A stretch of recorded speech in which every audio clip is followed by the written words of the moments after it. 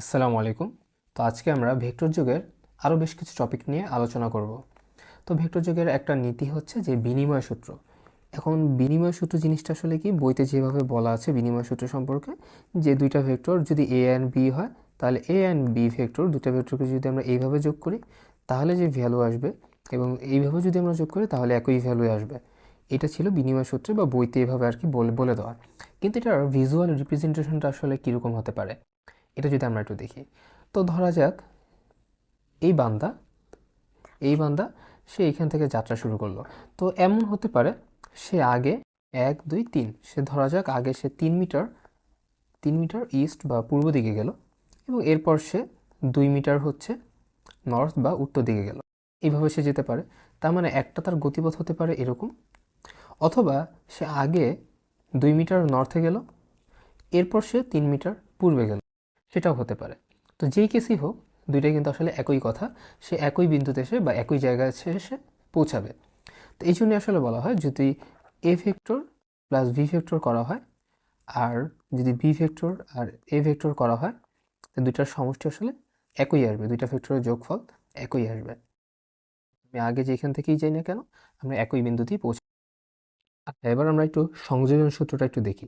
তো সংযোজন সূত্র অনুসারে এইভাবে বলা বইতে, যে যদি দুইটা ভেক্টর কীভাবে যোগ করা হয়, A vector plus B vector plus C vector, এইটা যেই কথা, কিন্তু আমরা যদি এবার এইভাবে যোগ করি যে বি আর সি ভেক্টরকে আগে যোগ করব, তারপর তার সাথে এ ভেক্টরটা যোগ করব, তাও একই কথা হবে।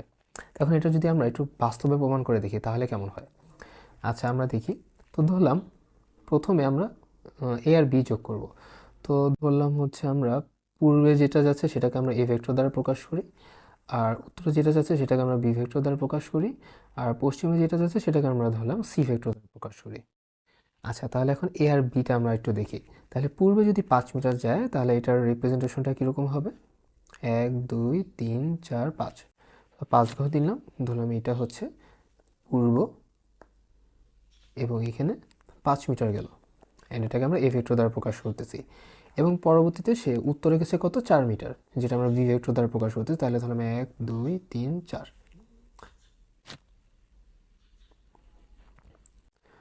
তাহলে এটা হচ্ছে উত্তর, যেটা বি দ্বারা ভেক্টর দ্বারা প্রকাশ করলাম, অ্যান্ড এটা হচ্ছে কি 4 মিটার, 4 মিটার উত্তর। আচ্ছা, এরপর সে পশ্চিমে যাবে। তাহলে পশ্চিম তো পূর্ব যদি এটা হয়, তাহলে পশ্চিম এদিকে। তাহলে পশ্চিমে সে কত মিটার গেল? পশ্চিমে সে 3 মিটার গেল। তাহলে 1 2 3, তো ধরলাম এটা এরকম সে পশ্চিমে আসলো 3 মিটার, যেটাকে আমরা সি ভেক্টর দ্বারা প্রকাশ করতেছি। তাহলে আমার আলটিমেটলি আমি কোন পয়েন্ট আসলাম? এটা হচ্ছে আমার আলটিমেট পয়েন্ট। এই বিন্দুতে এসে আমি পৌঁছালাম A vector plus B vector plus C করার পর। এখন আমি যদি আগে বি আর সিটা যোগ করি, ওকে, বি আর সি যোগ করবো, পরে আমি এ ভেক্টরে যাব, তাহলে কীরকম হয় দেখি তো। তারপর আমি যাত্রা শুরু করি। তাহলে আগে যদি আমি বি ভেক্টর নেই, তাহলে বি ভেক্টর কত? যে 4 মিটার, এখান থেকে শুরু করি, 1 2 3 4। তো তাহলে এই লোকটা প্রথমে আগে উত্তর দিকে গেল, বি ভেক্টর মানে হচ্ছে আগে প্রথমে সে উত্তর দিকে গেল, উত্তর দিকে গেল কত? 4 মিটার। পরবর্তী সে কি, আমরা সি যোগ করবো, তার মানে সে পশ্চিম দিকে যাবে, পশ্চিম দিক, তাহলে এটা পশ্চিম হয় 1 2 3, পশ্চিম দিকে কতটুকু যাবে? 3 মিটার যাবে। এদিকে গেল পশ্চিমে, পশ্চিমে কত গেল? 3 মিটার গেল। এখন আমরা পরবর্তীতে কি যোগ করবো? বি আর সি যোগ করার পর আমরা এ যোগ করব। এ মানে হচ্ছে আমরা পূর্বে, পূর্বে কত দিকে গেছে সেটা আমরা দেখব। তো পূর্বে 5 মিটার গেল, তো এখন আমরা এখান থেকে পূর্বে 5 মিটার যাই, তাহলে এই 3 গেল আর এই 2, তাহলে পূর্বে পরবর্তীতে সে আবার কত গেল? 5 মিটার গেল, যেটা হচ্ছে কি এ ভেক্টর। তাহলে আলটিমেটলি আমরা দেখি তো, এই যে এই জায়গাটা আমরা একটু খেয়াল করে দেখি তো, সে আলটিমেটলি একই জায়গায় এসে পৌঁছাইছে না? একই বিন্দুতে এসে কিন্তু, বা একই অবস্থানে এসে সে পৌঁছাইছে। তো আলটিমেটলি আমরা এ প্লাস বি প্লাস সি করি, অথবা বি প্লাস সিকে আগে যোগ করে পরে আমরা তার সাথে এ ভেক্টর যোগ করি, জিনিসটা আসলে সেম কথাই। কারণ এটা হচ্ছে এই বিনিময় সূত্রে আমরা যেরকম দেখেছি, সংযোজন সূত্রের ক্ষেত্রে আসলে জিনিসটা সেমই দাঁড়াবে, অর্থাৎ সে একই বিন্দুতে এসে পৌঁছাবে। সো ভেক্টরের যোগের ক্ষেত্রে এরকম কিছু আর কি বীজগাণিতিক নিয়ম আছে যেটা সে মেনে চলে। আচ্ছা, এখন আমরা বন্টন সূত্রটা একটু দেখব। বন্টন সূত্রের যে গাণিতিক রূপ সেটা অনেকটা দেখতে এরকম। তো আমরা কিছু জিনিস আগে থেকে ধরে নিয়েছি, যেমন এ ভেক্টর 2 মিটার পূর্ব, বি ভেক্টর 1 মিটার উত্তর, আর আমরা এখানে এম বলতে আমরা 2 দিয়ে গুণ দিব। বন্টন সূত্রের ক্ষেত্রে হচ্ছে আমরা 2 দিয়ে গুণ দিয়ে দেখব যে এটাকে আগে যোগ করার পর গুণ দিলে যে ভ্যালুটা আসে, এটাকে যদি আমরা আলাদা আলাদা প্রত্যেকটা ভেক্টরকে সেম ভ্যালু দিয়ে গুণ করি, তারপর যোগ করি, তাহলে কি সেম ভ্যালু আসতো কিনা, এটা আমরা একটু প্রমাণ করে দেখব। তো সেই ক্ষেত্রে আমাদের যদি আমরা এটা কম্পোনেন্ট দিয়েও করতে পারি, আবার কম্পোনেন্ট মেথড দিয়ে, উপাংশ মেথড দিয়ে, অথবা আমরা ভেক্টরের ম্যাগনিটিউড দিয়ে বা মান বের করে আমরা করতে পারি। তো আমরা একটু মান দিয়েই করে দেখি। তো মানের ক্ষেত্রে আগে আমাদের সূত্রটা জানতে হবে, যে রেজাল্টেন্ট বা মানের সূত্রটা হচ্ছে মূলত রুট ওভার, যদি এখানে যেহেতু এ বি আছে তাহলে আমরা লিখি root over a square plus B square. এভাবে আমরা মান দ্বারা প্রকাশ করতে পারি। হ্যাঁ, তবে এটা শুধুমাত্র হচ্ছে কোন ক্ষেত্রে, নর্মালি আমাদের যেহেতু এটা 90 ডিগ্রি আছে বা সমকোণে আছে, দুইটা ভেক্টর পরস্পর 90 ডিগ্রি কোণে গতিশীল, সেই ক্ষেত্রে। কিন্তু অন্য অন্য ক্ষেত্রে, বা যদি আলফা কোণ উৎপন্ন হয় দুইটা ভেক্টরের মধ্যে, তখন সূত্রটা অন্যরকম আসবে, তখন আমরা সেটা সামান্তরিক সূত্রের সাহায্যে প্রমাণ করব। যাই হোক, আপাতত আমরা এই সূত্রটা মনে রাখি, অ্যান্ড এখানে আমরা এই সূত্রটাই অ্যাপ্লাই করব। এই সূত্রটা অ্যাপ্লাই করে আমরা এটা প্রমাণ করে দেখাবো। তো আগে আমরা এইটা নিয়ে কাজ করি, লেফট হ্যান্ড সাইডটা নিয়ে আমরা একটু কাজ করি। তো এই ক্ষেত্রে আমরা তাহলে এ ভেক্টরের মানটা আমরা বসাই। তো এ ভেক্টরের মানটা হচ্ছে, যদি আগে আমরা কম্পোনেন্টে প্রকাশ করি, তাহলে কীরকম আসতো?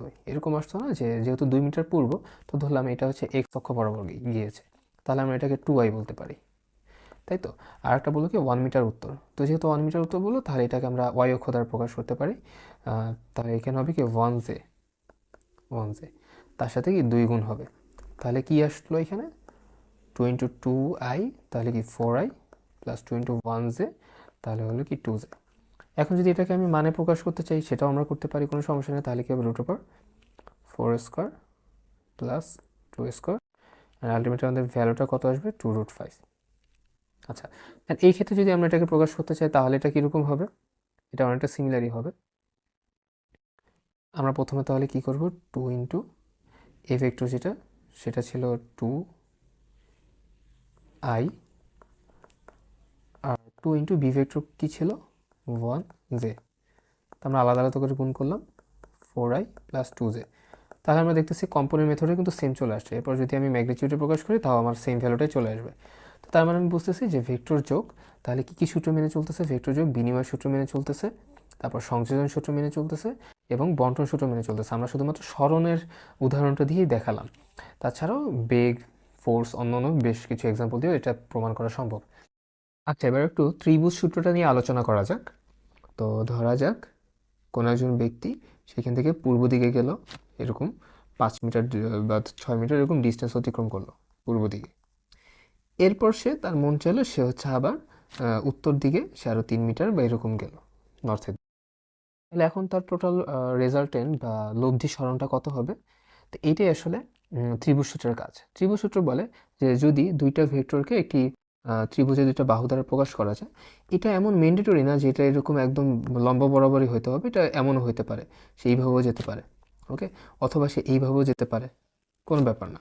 তো যেভাবে সে যাক না কেন, মূল কথা হচ্ছে ত্রিভুজ সূত্রে যে কোনো দুইটা ভেক্টরকে যদি ত্রিভুজের দুইটা বাহু দ্বারা প্রকাশ করা হয়, অর্থাৎ এই বাহু আর এই বাহু যদি আমরা ধরি, তাহলে এই দুইটা বাহুর প্রথম পয়েন্ট থেকে একদম শেষ পয়েন্ট পর্যন্ত আমরা যদি যোগ করে দিই, তাহলে আমি লব্ধিটা পাবো। এটাই হচ্ছে আমাদের লব্ধি। তো যদি এই ক্ষেত্রে হতো, তাহলে কীরকম আসতো, এরকম আসতো। তাহলে এই দুই ভেক্টরের জন্য আমরা এই লব্ধিটা পেতাম। তো তাহলে ত্রিভুজ সূত্র দিয়ে আমরা মোটামুটি বুঝতে পারি যে, একটু মুছে দিই। আচ্ছা, তো তাহলে ত্রিভুজ সূত্র দিয়ে আমরা মোটামুটি এই জিনিসটা বুঝতে পারি যে যদি দুইটা ভেক্টর পরপরভাবে কাজ করে, অর্থাৎ প্রথমে এরকম কাজ করলো, পরে এরকমভাবে কোনো একটা কাজ করলো, তখন আমরা লব্ধিটা আসলে কীভাবে বের করি, সেই ক্ষেত্রে হচ্ছে ত্রিভুজ সূত্রটা অ্যাপ্লিকেবল। কিন্তু সামান্তরিক সূত্রটা আসলে আবার আমরা কখন অ্যাপ্লাই করি, যখন কোনো একটা পয়েন্টে একই বিন্দুতে যখন দুইটা ভেক্টর একই সাথে কাজ করে। তার মানে এই একটা পয়েন্টে কোনো একটা ফোর্স যদি আমি দিই, এদিক থেকে যদি আমি একটা ফোর্স দিলাম, অ্যান্ড সেমভাবে আমি এদিক থেকেও একটা ফোর্স দিলাম, অথবা এটা এদিক থেকেও হইতে পারে, এটা লম্ব বরাবর হইতে পারে, 90 ডিগ্রি বরাবর হইতে পারে, অথবা থিটা কোণেও আমি একটা ফোর্স দিতে পারি। তো তখন যখন হচ্ছে একটা বিন্দুতে দুইটা ভেক্টর ক্রিয়াশীল হয়, তখন আমরা সামান্তরিক সূত্র অ্যাপ্লাই করি। তাহলে সামান্তরিক সূত্র আমরা কখন অ্যাপ্লাই করি, যখন একই বিন্দুতে দুইটা ভেক্টর ক্রিয়াশীল, তখন আমরা সামান্তরিক সূত্র অ্যাপ্লাই করি। অ্যান্ড এর লব্ধিটা আমরা কি পাই? এই যে সামান্তরিকের কর্ণ বরাবর, তখন আমরা লব্ধিটা কি পাই? সামান্তরিকের যে কর্ণ আছে সে কর্ণ বরাবর লব্ধিটা পাই। আর ত্রিভুজ সূত্রের ক্ষেত্রে আমরা কি দেখলাম? ত্রিভুজ সূত্রের ক্ষেত্রে আমরা দেখলাম যে যদি দুইটা ভেক্টর পরপরভাবে কাজ করে, পরপর দুইটা ভেক্টর কাজ করে এরকমভাবে, তখন ত্রিভুজ সূত্র বলে যে তাহলে প্রথম মানে ভেক্টরের প্রথম যে পাদবিন্দু আছে এবং পরের ভেক্টরের যে একদম শেষ বিন্দু বা সেইটার দুইটার মধ্যে যোগফলই হচ্ছে লব্ধি, এদিকে হবে লব্ধি। আচ্ছা, এখন যদি এরকম না হতো, ত্রিভুজ সূত্র থেকে কিন্তু আসলে বহুভুজ সূত্র নেওয়া যায়। বহুভুজ বলতে কি, অর্থাৎ এখানে আমরা দুইটা বাহু নিলাম না, একাধিক বাহু নিলাম, অর্থাৎ একাধিক ভেক্টর, এদিকে একটা ভেক্টর কাজ করলো, বা ধরা যাক একটা পার্সন সেই দিকে গেল, তারপর সেই দিকে গেল, তারপর সেই দিকে গেল, তারপর সেই এদিকে গেল, তারপর সেই এদিকে গেল, যেদিকেই যাক কোনো সমস্যা নাই। আমাদের মূলত করতে হবে কি, প্রথম যে ভেক্টরটা ছিল সেই প্রথম ভেক্টরের পাদবিন্দু আর এই যে শেষ ভেক্টরটা যেতে যেতে যেতে যেতে যেখানে যে শেষ হয়েছে সেই শেষ ভেক্টরের শেষ বিন্দুতে আমরা কি করব, জাস্ট যোগ করে দেব। এইটাই হবে আমাদের লব্ধি, অ্যান্ড এই ডিরেকশনটা হবে এই দিকে। এই হচ্ছে আমাদের ত্রিভুজ সূত্রের আসলে মূল কথা। আচ্ছা, এখন যদি এরকম হয় তো তাহলে আমরা এই ক্ষেত্রে যদি আমরা একটু এটাকে গাণিতিক রূপে প্রকাশ করতে চাই, তাহলে আমরা বললাম যে এইটাকে আমরা প্রকাশ করি S1 দিয়ে। S1 ভেক্টর দিয়ে আমরা প্রকাশ করতে পারি যে S1 হচ্ছে 5 মিটার, আর এটাকে আমরা প্রকাশ করতে পারি S2 উইচ ইজ 5 মিটার। আমাদের যেহেতু ভেক্টর প্রকাশ করছি তাহলে আমাদের একটা দিক বলতে হবে, ধরলাম 5 মিটার পূর্ব। আর S2 এটাকে আমরা ধরলাম 5 মিটার, এটাকে আমরা 5 মিটার উত্তর বা উত্তর পূর্ব বলতে পারি, তো উত্তরই বললাম, 5 মিটার উত্তর। তাহলে আমার লব্ধিটা এটা কত হবে? লব্ধিটাকে আমরা এটাকে রেজাল্টেন্ট বা আর দ্বারাই প্রকাশ করতে পারি, কোনো সমস্যা নেই। তাহলে লব্ধিটা হবে আর ইকুয়ালস টু কি, S1 ভেক্টর অর্থাৎ ত্রিভুজের প্রথম বাহুটা S1 ভেক্টর প্লাস অ্যান্ড দ্বিতীয় ভেক্টরটা সেটা হচ্ছে S2। এই তো, এখন এটাকে আমরা আবার অন্যভাবে প্রকাশ করতে পারি, এটাকে আমরা অন্যভাবে প্রকাশ করতে পারি, অন্য আর একভাবে আমরা একটু দেখাই। যেমন এটাকে যদি আমি একটা ত্রিভুজের এ ধরি, এটাকে যদি আমি বি বিন্দু ধরি, এটাকে যদি সি বিন্দু ধরি, তাহলে কীভাবে আমি প্রকাশ করতাম? তাহলে আমি প্রকাশ করতাম এইভাবে যে লব্ধি এসি সমান সমান প্রথম ভেক্টর এ বি প্লাস যে ভেক্টর কি বিসি, এইভাবে আমরা প্রকাশ করতে পারতাম। আচ্ছা, এখন যদি এরকম হয় এবি ভেক্টরের সাথে এবি প্লাস বিসি ভেক্টর, বা যেটা হচ্ছে দুইটা ভেক্টর, এই দুইটা ভেক্টরের সমষ্টিকে যদি আবার আমরা এই লব্ধি দিয়ে বিয়োগ দিই, অর্থাৎ মাইনাস এসি, অর্থাৎ যদি আমি এই সাইডে নিয়ে আসি তাহলে কিন্তু টোটালটাই আমার জিরো চলে আসে। আর সেটা তো খুবই সিম্পল ম্যাথমেটিক্যাল ক্যালকুলেশন, যে দুইটা ভেক্টর যেটা আমরা যোগ করছিলাম সেটাকে আমরা লব্ধিতে যদি বিয়োগ দিই, মানে এই সাইডে নিয়ে আসি সমীকরণের ক্ষেত্রে, তাহলে আমার টোটাল রেজাল্টেন্টটা জিরো চলে আসে। এটাকে আমরা এইভাবেও তো প্রকাশ করতে পারি, তাই না? যে এ বি প্লাস বিসি, এটা এটার মধ্যে থাকলো, কিন্তু আমরা এটাকে এসি না নিয়ে আমরা এটাকে সিএ নিব। আর দিক যদি আমি বদলাই ফেলি তাহলে সেক্ষেত্রে আমরা একটা ঋণাত্মক চিহ্ন চলে আসবে, ঋণাত্মক দিয়ে আমরা হচ্ছে বিপরীত দিক বুঝাই, তাই তো? তাহলে আমরা এইখানে এসিকে আমরা এখানে কি লিখতে পারি, মাইনাস সিএ লিখতে পারি। এখন আমি সাইড চেঞ্জ করি, তাহলে দেখি কি আসে, AB vector plus BC vector plus CA vector সমান সমান শূন্য। তাহলে এই ক্ষেত্রেও কিন্তু আমি শূন্য পাইছি, কিন্তু এই ক্ষেত্রে আমার ভাষাটা কি আসবে? ভাষাটা আসবে যে দুইটা ভেক্টর একই বিন্দুতে দুইটা ভেক্টর এবং তার হচ্ছে যে লব্ধি, এই সবগুলো যে সমষ্টি আছে সে সবগুলোর সমষ্টি হচ্ছে জিরো। এটাকে আরেকটু সুন্দরভাবে যদি আমরা বলি বইয়ের ভাষায় তাহলে হবে একই বিন্দুতে, তাহলে এখানে ত্রিভুজ সূত্রের ক্ষেত্রে আমরা কি বলতে পারি, একই বিন্দুতে এবং একই সময়ে ক্রিয়ারত তিনটা সমজাতীয় সমতলে ভেক্টর রাশিকে কোনো ত্রিভুজের যদি তিনটা বাহু দ্বারা প্রকাশ করা যায়, এই যে কোনো ত্রিভুজের তিনটা বাহু দ্বারা প্রকাশ করা যায় এবং তারা যদি একই ক্রমে হয়, একই ক্রমে আছে, এটাকে বলা হয় কি একই ক্রম। অ্যান্ড একই ক্রমে যদি তারা থাকে তাহলে তাদের লব্ধি কত আসবে? শূন্য আসবে। তাহলে আমাদের এটার জন্য খুব বেশি আহামরিভাবে ক্যালকুলেশন করার দরকার নেই।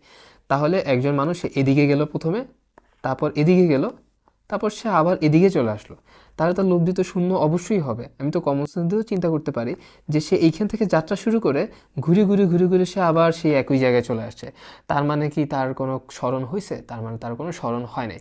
হ্যাঁ, তাহলে যদি আমি দূরত্ব বের করি তাহলে দূরত্ব হয়েছে 5 মিটার করে, সে ধরো 5 করে সে 15 মিটার গেল, এটা দূরত্ব হিসাব করতে পারি, বাট তার ভেক্টর কিন্তু আমরা এখানে পাই না, কারণ তার দিকের কোনো পরিবর্তন ঘটেনি। সে যাত্রা করে করে করে করে আবার একই জায়গায় চলে আসছে। তো এইটার যে ম্যাথমেটিক্যাল থেকে আমরা যদি প্র্যাকটিক্যাল ভার্সনে চিন্তা করি, তাহলে আমরা এইভাবে দূরত্ব দিয়ে চিন্তা করতে পারি। এই তো, তাহলে ত্রিভুজ সূত্রটা আই থিঙ্ক মোটামুটি বোঝা গেল, এবং সামান্তরিক সূত্র থেকে ত্রিভুজ সূত্রের যে পার্থক্যটা সেটা আই থিঙ্ক আমরা বুঝতে পারলাম। অ্যান্ড ত্রিভুজ সূত্র দিয়ে আসলে খুব সহজেই আমরা অনেকগুলা বা একাধিক ভেক্টর আমরা যোগ করতে পারি। আর সামান্তরিক সূত্রটা আমরা মূলত কোন ক্ষেত্রে ইউজ করি, একটা বিন্দুতে যখন হচ্ছে এরকম দুইটা ভেক্টর কাজ করে, তখন আমরা কাজ করতে পারি সামান্তরিক সূত্র নিয়ে। যেমন নদী নৌকার ম্যাথের ক্ষেত্রে আমরা এইভাবে কাজ করতে পারি যে একটা নৌকা থাকে, এই নৌকার মধ্যে এখন একজন মাঝি থাকে, সে একভাবে চালাতে চায়, সে একদিকে বল দেয়, আবার স্রোত হচ্ছে আর একদিকে নিয়ে যায়, বিভিন্ন কাহিনী। বা একজন সাঁতার কাটতেছে, সে একদিকে যাইতে চাইতেছে, কিন্তু আবার স্রোত আবার আর একদিকে তার উপরে কাজ করতেছে, এই জন্য সে চলে যাবে আবার আর এক জায়গায়, এরকম। তো তখন আমরা সামান্তরিক সূত্রটা অ্যাপ্লাই করে থাকি। তো ইনশাল্লাহ এরপর আমরা সামান্তরিক সূত্র নিয়ে কাজ করবো পরের ভিডিওতে। তো আপাতত আজকে এই পর্যন্তই। আল্লাহ হাফেজ।